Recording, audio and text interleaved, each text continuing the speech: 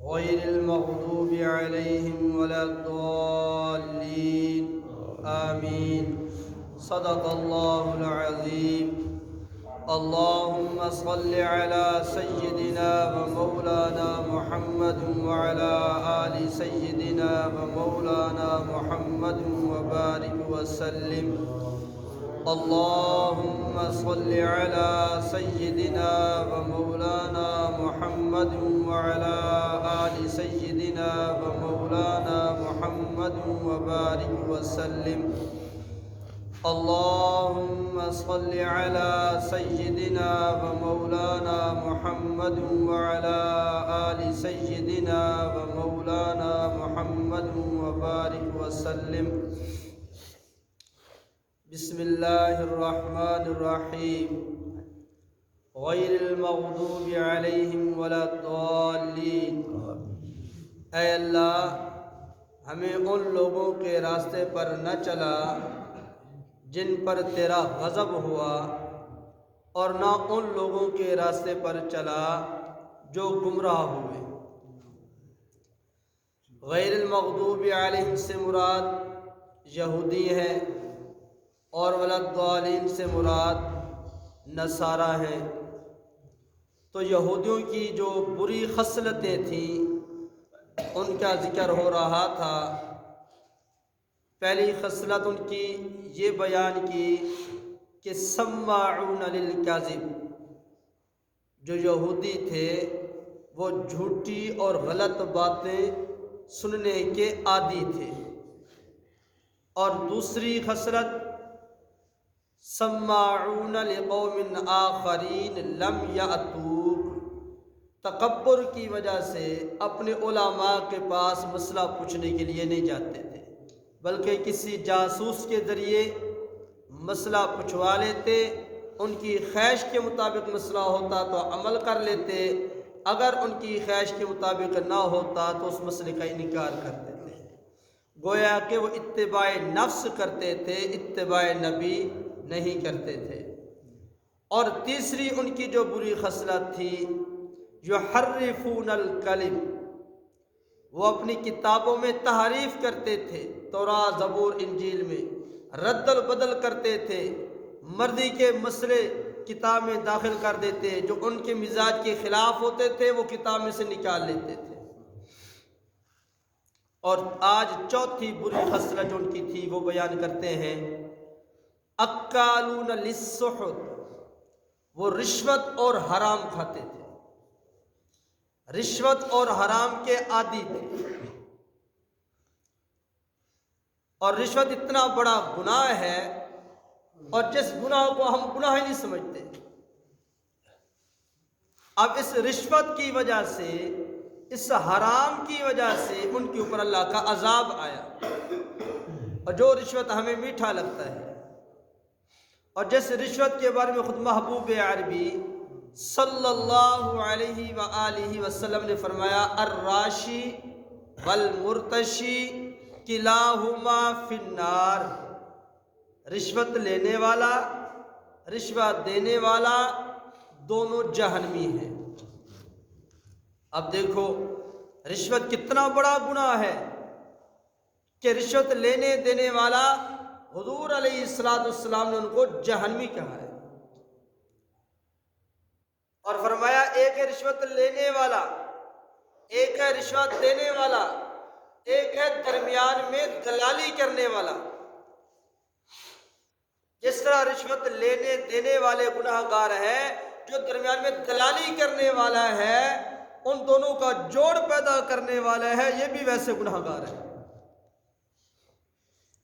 اور ایک اور حدیث میں آیا ہے، نبی پاک صلی اللہ علیہ وآلہ وسلم نے فرمایا لعن رسول اللہ صلی اللہ علیہ وسلم الراشی والمرتشی.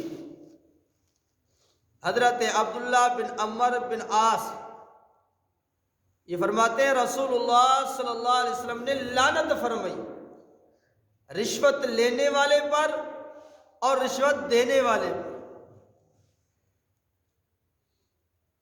اور آج یہ گناہ عام ہو رہا ہے. عدالتوں میں جائیں، تھانوں میں جائیں، یا کہیں کوئی نوکری کا مسئلہ ہو، کہیں کوئی کام نکالنا ہو، جی چلو کوئی گل نہیں 4 پیسے دے دئیے۔ ہسپتال میں جاتے ہیں مریض کو پوچھنے کے لیے، چوکیدار کھڑا ہے، اس کو ڈبی سگریٹ کی دے دی، لالچ، کچھ پیسے دے دیے، جی ہمیں مریض کو دیکھنے دو۔ ہر جگہ یہ بیماری چل رہی ہے، اور آج تو اللہ معاف فرمائے ہمارا جو نظام ہے وہ سارا حرام پہ چل رہا ہے۔ اب کام کاج کرنے والا، کھیتی باڑی کرنے والا، محنت مزدوری کرنے والا، وہ اگر ایک جھوٹ کا بول لے، اس کو اگرچہ 1000 روپے کا فائدہ ہو، 2000 کا فائدہ ہو جائے، 10,000 کا فائدہ ہو جائے، اب رشوت سے یا جھوٹ بولنے سے یا دھوکہ دینے سے یا غلط طریقے سے جو 10,000 اس کو نظر آتا ہے، یہ 10,000 جب حلال مال کے ساتھ ملے گا تو سب کو حرام کر دے گا۔ کتنا نقصان ہے، لیکن یہ گناہ ہمیں نظر ہی نہیں آتا، اور آج ہم سوچتے نہیں کہ مرتے وقت ہمارا کفن کیسے ہوگا، کس مال میں سے ہوگا۔ ایک بادشاہ گزرے، اورنگزیب عالمگیر بادشاہ تھے۔ اب اس وقت کے بادشاہ دیکھو کیسے اللہ والے تھے۔ اس بادشاہ کو نبی پاک صلی اللہ علیہ وسلم کی 5000 حدیثیں یاد تھی۔ بادشاہ ہے، 5000 حدیثیں زبانی یاد ہیں، اور قرآن پاک کے حافظ بھی تھے، اور قرآن پاک کو جاننے والے بھی تھے، مفسر بھی تھے، عالم بھی ہو، محدث بھی ہو، مفسر بھی ہو، اللہ کا ولی بھی ہو، اور ہو بادشاہ۔ آج کل تو ہمارے جو اللہ معاف فرمائے وہ نماز کے قریب بھی نہیں جاتے، ہم تو لٹ مار کے پیچھے لگے ہوئے ہیں، خواہ ہمارا ایم پی او ہو، ایم اے ہو، کوئی عہدے والا ہو، ہمیں تو دنیا کی ضرورت ہے، دین کی کوئی ضرورت نہیں۔ نہ دین ہمیں اچھا لگتا ہے، نہ دین والے اچھا لگتے ہیں۔ ہم ووٹ دے کر ان کو وزیر بناتے ہیں، وہی وزیر پھر ہمارے دین کا کباڑہ کرتے ہیں۔ چلو خیر، وہ بادشاہ بھی تھے، 5000 حدیثیں ان کو یاد تھی، قرآن کے حافظ، وقت کے بادشاہ، اللہ کے ولی۔ اب اندازہ کرو جو بات میں بتانا چاہتا ہوں، ان کے دل میں اللہ کا خوف کتنا تھا، اللہ کا ڈر کتنا تھا۔ اس اورنگزیب عالمگیر بادشاہ نے خود مزدوری کی۔ آج تو جو 2 کلو کا مالک ہو نا، 2 ایکڑ کسی کے ہو، کہتے ہیں ہاں میں مزدوری کے، لوگ کیا کہیں گے، دیکھو جی مزدوری کی دعوت ہے۔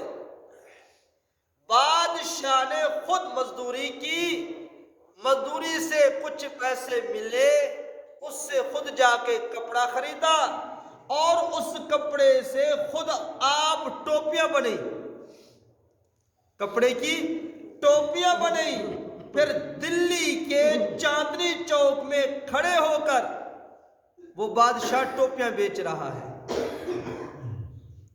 اچھا، ٹوپیاں جب بیچ لی، اس سے جو 6-7 روپے ملے، ایک تھیلی میں وہ 6-7 روپے ڈال دیے، اور تھیلی کے اوپر لکھ دیا جب میں مر جاؤں تو ان پیسوں کے ساتھ میرا کفن بنانا۔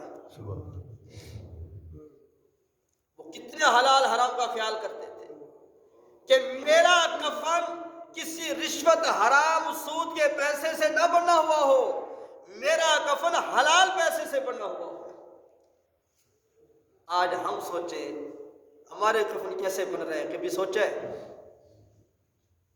جو کفن ہمیں مل رہا ہے اس میں کیسے ملاوٹ ہے؟ کہتے ہیں جی آج چیز خالص نہیں ملتی، آج چیز خالص نہیں ملتی، میں تو یہ کہتا ہوں آج میت کو غسل دینے کے لیے پانی بھی خالص نہیں ملتا۔ میت کو غسل دینے کے لیے پانی خالص نہیں ملتا، کیونکہ ہمارے جو پمپ لگے ہوتے ہیں پتہ نہیں اس میں کتنی ہم نے بے ایمانی کی ہوئی ہوتی ہے۔ یہ جو پمپ لگوایا کن پیسوں سے لگوایا ہے اور کتنے جھوٹ بولے ہیں، کتنا دھوکہ دیا ہے، پتہ نہیں پمپ لگانے والوں کو بھی اس کی اجرت پوری دی ہے یا نہیں دی۔